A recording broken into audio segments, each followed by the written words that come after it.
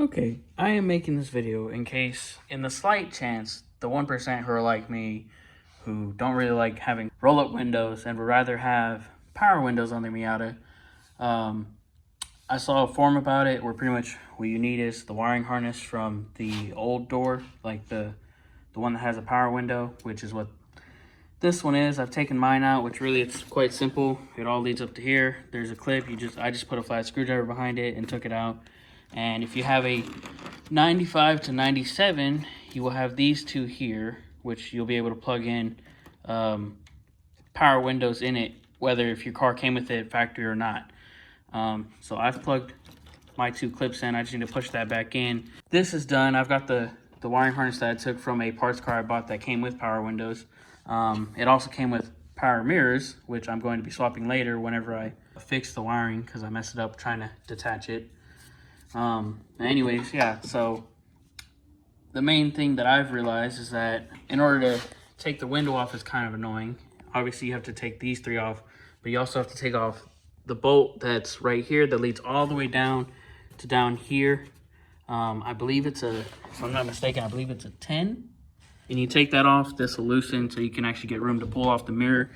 I made a mistake with my power windows. I didn't plug in the battery before taking them out on the parts car. So I had to do it the hard way, but the easier way to do it is to, if you have a roll-up window, is just to roll it up to the point where you can see it through here, here, and here, because these are the three screws you need to take off in order to take off your window. And then once you take those three off, you just take off this bolt right here, and then this bolt right here.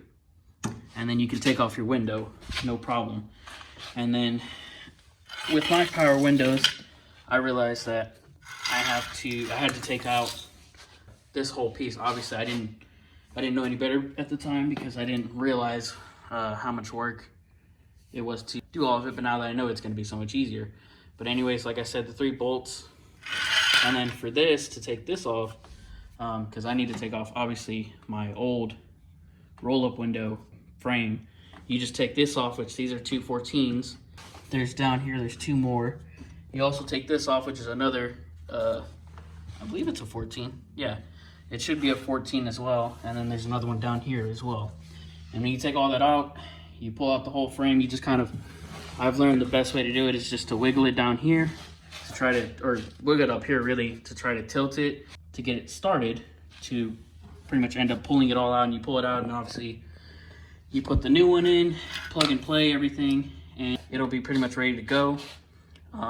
In terms of the inside, what I've had to do was put the switches, which really wasn't that hard because, like I said, 95 to 97, it comes with it factory, whether or not you have your car came with it or not. So all I had to do was pull this up, which this is all a bunch of Phillips head screwdrivers. It's all the X, and you just take it out of this spot right here. There's two in here, and then there's, I believe, one in the middle right here, and then there's two on the edge. And you pull it up, you pull it out from the top or the front, and then you kind of wiggle it out. And whenever you wiggle it out, you'll notice that there's a harness just hanging somewhere around here. And so I just plugged in the one, obviously, from my parts car into there. There's three Phillips head screwdrivers behind here holding it into place. And you just screw those in, plug it in, and it'll be ready to go. So, yeah. I've taken out the three screws right here. And once you've taken them out, obviously, if I were you, I would do these first. I made the mistake of doing them last, but my window still stayed on there. But for future reference, I'd recommend taking these off first because they're really what's in the way when it comes to actually pulling it out. Anyways, whenever you loosen those three screws, all you do is just grab the window and just wiggle it a little bit to make sure it's not still locked in place. Just pull it out. Then the next few steps, like I said, is to take these out down here, the ones that correspond down here as well. And then you can wiggle this out. And then since this would already be loosened, just wiggle it. Okay, one thing I forgot to mention, like I said, I took the three screws out. And once it's the three screws out and this is taken out, you just wiggle the window and pull it out. I put mine over there on the driver's side, so I'm not working on that side yet, so it should be fine. Like I said, when you loosen these screws right here, you just kind of pick this up from the bottom and push that back. And you just tilt it this way so it can come out. As you can see, mine is loose. It's pretty much ready to go. Also, make sure that you take out these clips. I forgot about that in my excitement. Make sure you take out all the clips that are holding these wires here so that it's so much easier to take out. So I'm going to be doing that now. Like I said, with the 3 screws, you loosen them. They're 10 millimeters. You just push it back, obviously, then you wiggle it through there. These are 10 millimeters, these are 14. Okay, so there's also one right here. There's also a clip right here. There's one right here, and then the other one, somewhere around here. I think it's this one. Yeah, right here. The 3 clips are this one, and that one. And once you take them out, this will be completely loose to completely remove. So yeah, just a little tidbit I forgot, thought I'd mention.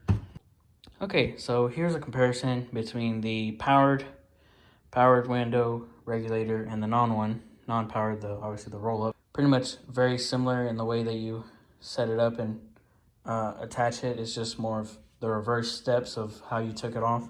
Okay, so I put the new regulator in there, window regulator. One thing I should mention is that they don't mount up the same to the manual windows. There's a clip right here, or not a clip, but like a cover that has a clip. I just went on the back side of it and pushed it out. Well, squeezed it with needle nose pliers and then pushed it out. And then obviously mounted it like this. And got everything tightened. I still feel like I need to adjust these because it's a bigger gap than what it looks like. It's not exactly like a perfect fit in terms of maybe it's for window adjustment and such. So whenever I put the window in, I have to keep in mind for that. But another thing I forgot to mention is in your tracks, before you put them in, you're going to want to grease them up. Obviously, I don't have grease on me. I just decided to go with what I used on my garage doors, which, you know, it's my own choice. I used PB Blaster and poured it in the tracks and obviously wiped up the excess that fell down onto the bottom of the door. But if you're going to do this, I would recommend to do it the proper way and getting grease and just greasing up the tracks before you put them in. Obviously, like I said, I don't have it. In the future, I'm most likely going to grease it up. Just apply grease as much as I can from the inside. I just did right now what I could do because I'm trying to put the car back together. I plugged in the battery for the meantime to put these in position of where I need to put the window back on. So I will be doing that, and then I will show you what it looks like after it's all done. Okay, so I've pretty much finished putting everything in. I'm going to have to end up greasing it later because it's a tad bit slow. In terms of adjusting, the only adjusting I really had to do was on the window pretty much mounting points, these right here. But it works and everything. I plugged it in, I plugged in the battery, and the whole thing works. So I guess I'll show you that right now.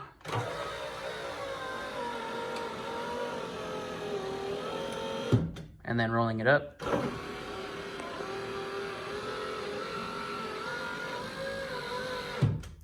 Like I said, everything works on it, so that's great.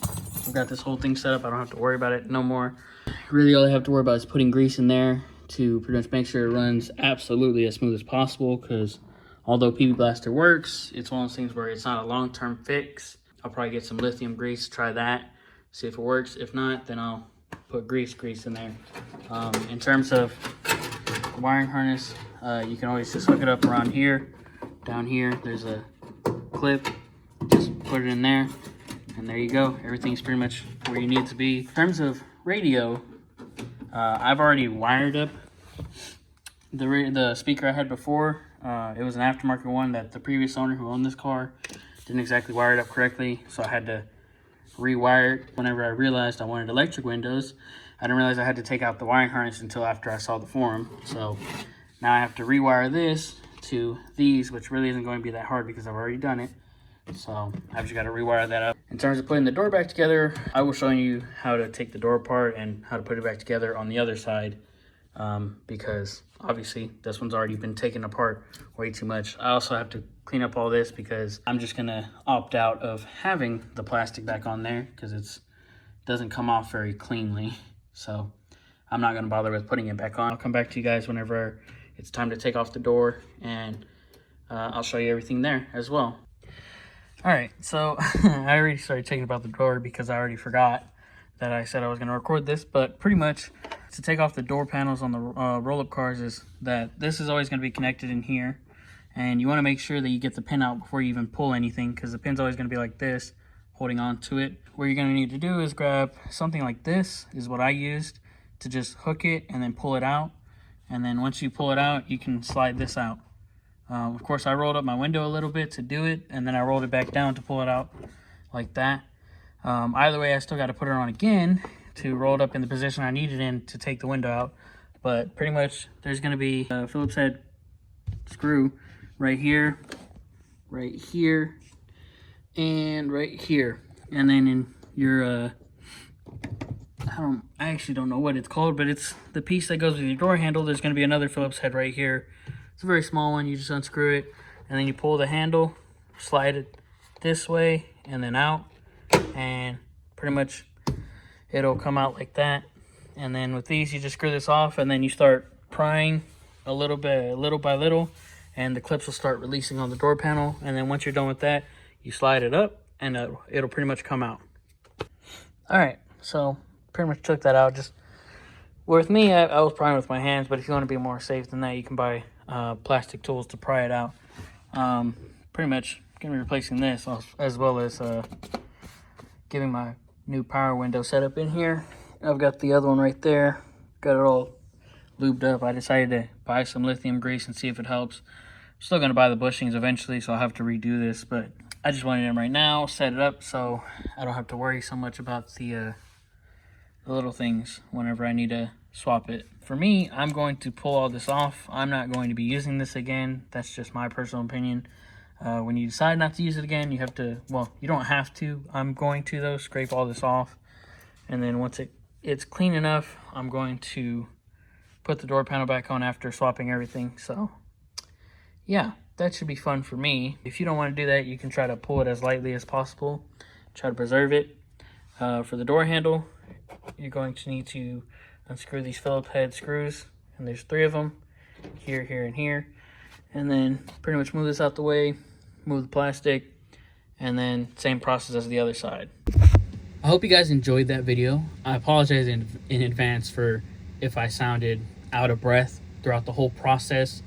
To be fair, I was working in the garage and it was closed. It was at nighttime, so I didn't really want to have the garage open, knowing that occasionally I would take breaks to go use the restroom or go get water.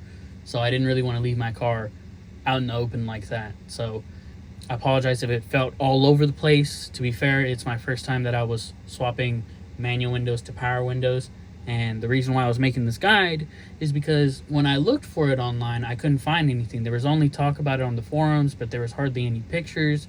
So a lot of the video was me figuring out how to do it myself. So I was just kind of working with what I had, but I hope that you were able to understand enough from this video. So if you were like me, who wanted to go from manual windows to power windows, you would be able to do it with ease. So I tried to have the camera where it was at. I didn't really have a tripod, so I apologize for those who would have liked an actual view of me working on it. But I did try to put the camera in places where I was showing the screws on what are screws or bolt that you need to remove and take off. So yeah. Another thing is, I know some people may be like, well, why would you go from manual windows to power windows? I'm located in Texas, okay, so it's hot. Majority of the ownership that I've had with my Miata, I didn't have AC. It wasn't until recently that I got AC, so I had to have the windows open when driving. And I got the car, when I first got it, was around summertime, so it was really hot. And having to reach over every time to roll that window down, it just wasn't for me. I'm recording this part of the video a couple months after doing the install. The windows still worked great. I ended up using the lithium grease for the tracks, and it helped. I don't think it's a permanent solution, but it did help me. I still need to buy the bushings, because when I have the bushings, it'll bring the windows more in track and they'll roll up and down a lot smoother. But in the meantime, they work fine. I enjoy them. And to any of those who are trying to go from manual windows to power windows, I hope that this guide truly was helpful. Hope you guys enjoyed it, and I'll catch you next time.